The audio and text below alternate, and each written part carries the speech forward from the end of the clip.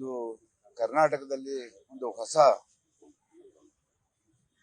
ಆಯಾಮವನ್ನು ಸೃಷ್ಟಿ ಮಾಡಿದಂಥವರು ಶಿವರಾಮ್.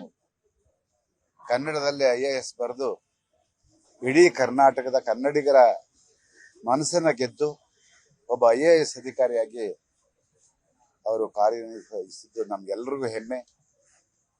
ಬಹುಶಃ ನಾನು ಆ ಸಂದರ್ಭದಲ್ಲಿ ಆ ಕಾಲಘಟ್ಟದಲ್ಲಿ ಸುಮಾರು ಹೆಚ್ಚು ಕಮ್ಮಿ 50ರಿಂದ 75 ಕಾರ್ಯಕ್ರಮಗಳಲ್ಲಿ ಶಿವರಾಮ್ ಅವ್ರ ಜೊತೆ ನಾನು ಭಾಗವಹಿಸಿದ್ದೆ. ಯಾಕೆಂತ ಹೇಳಿದ್ರೆ ಕನ್ನಡದಲ್ಲಿ IAS ಬರೆದವ್ರಂಥವ್ರಿಗೆ ಅನೇಕ ಜನ ಕನ್ನಡ ಪರ ಸಂಘಟನೆಗಳು ಅವರಿಗೆ ಸನ್ಮಾನ ಮಾಡಿದ್ದು ಇವತ್ತು ನನಗೆ ನೆನಪು ಬರ್ತಾ ಇತ್ತು. ಹಾಗೆ ಚಿತ್ರರಂಗಕ್ಕೆ ಬಂದಂತ ಸಂದರ್ಭದಲ್ಲಿ ಅವರು ಪ್ರಪ್ರಥಮ ಚಿತ್ರ ಬಾನಲ್ಲೆ ಮಧುಚಂದ್ರಕ್ಕೆ ನನ್ನ ಹತ್ರ ಇದ್ದಂತಹ ಒಂದು ಸಬ್ಜೆಕ್ಟ್ ಅದನ್ನ ನಾಗತಳ್ಳಿ ಅವರು ಕೇಳಿದಾಗ ನಾನು ಶಿವರಾಮ್ ಅವ್ರು ಮಾಡ್ತಾರೆ ಆ ಒಂದು ಪಾತ್ರನ ಅಂದಾಗ ನಾನು ಅವ್ರಿಗೆ ಬಿಟ್ಕೊಟ್ಟೆ. ಆ ಸ್ನೇಹ ನಮ್ಮದು. ಇವತ್ತು 71 ವರ್ಷಕ್ಕೆ ಅವರು ನಮ್ಮನ್ನೆಲ್ಲ ಬಿಟ್ಟಗಲಿದ್ದಾರೆ. ಹೆಚ್ಚು ಅವರ ಸಮಾಜಕ್ಕೆ ಇದರಿಂದ ತುಂಬಾ ನಷ್ಟ ಆಗಿದೆ. ಅದನ್ನ ನಾವೆಲ್ಲರೂ ಕೂಡ ತಿಳ್ಕೊಳ್ಳಬೇಕು. ಹಾಗಾಗಿ ಶಿವರಾಮ್ ಅವರು ಚಿತ್ರರಂಗದಲ್ಲೂ ಕೂಡ ಸೇವೆ ಸಲ್ಲಿಸಿದ್ರು, ಸರ್ಕಾರದಲ್ಲೂ ಕೂಡ ಸೇವೆ ಸಲ್ಲಿಸಿ ಕನ್ನಡಿಗರ ಹೃದಯವನ್ನ ಗೆದ್ದಂಥವರು ಶಿವರಾಮ್ ಅವರು. ಬಹುಶಃ ಅವರು ನಡ್ಕೊಂಡು ಬಂದಂತ ಹಾದಿ ಅಷ್ಟು ಸುಲಭದಾಗಿರ್ಲಿಲ್ಲ. ಆದರೂ ಎಲ್ಲವನ್ನ ನಿಭಾಯಿಸ್ಕೊಂಡು ಬಂದ್ರು. ಭಗವಂತ ಅವರ ಆತ್ಮಕ್ಕೆ ಶಾಂತಿ ಕೊಡ್ಲಿ.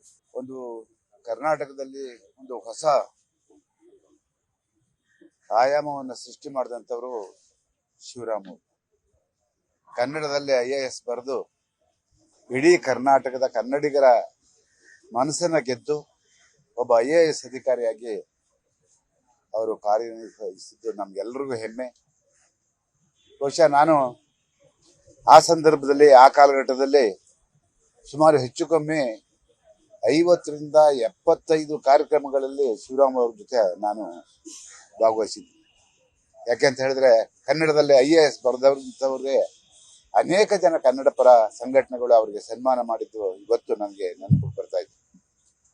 ಹಾಗೆ ಚಿತ್ರರಂಗಕ್ಕೆ ಬಂದಂತ ಸಂದರ್ಭದಲ್ಲಿ ಅವರು ಪ್ರಪ್ರಥಮ ಚಿತ್ರ ಬಾನಲ್ಲೆ ಮಧುಚಂದ್ರಕ್ಕೆ ನನ್ನ ಹತ್ರ ಇದ್ದಂತಹ ಒಂದು ಸಬ್ಜೆಕ್ಟ್ ಅದನ್ನ ನಾಗತಳ್ಳಿ ಅವರು ಕೇಳಿದಾಗ ನಾನು ಶಿವರಾಮ್ ಅವ್ರು ಮಾಡ್ತಾರೆ ಆ ಒಂದು ಪಾತ್ರನ ಅಂದಾಗ ನಾನು ಅವ್ರಿಗೆ ಬಿಟ್ಕೊಟ್ಟೆ.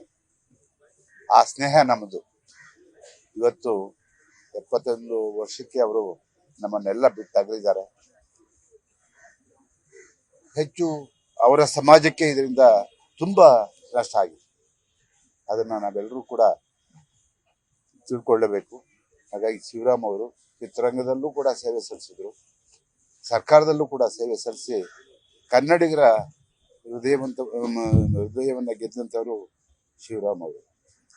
ಬಹುಶಃ ಅವರು ನಡ್ಕೊಂಡು ಬಂದಂತ ಹಾದಿ ಅಷ್ಟು ಸುಲಭದಾಗಿರ್ಲಿಲ್ಲ.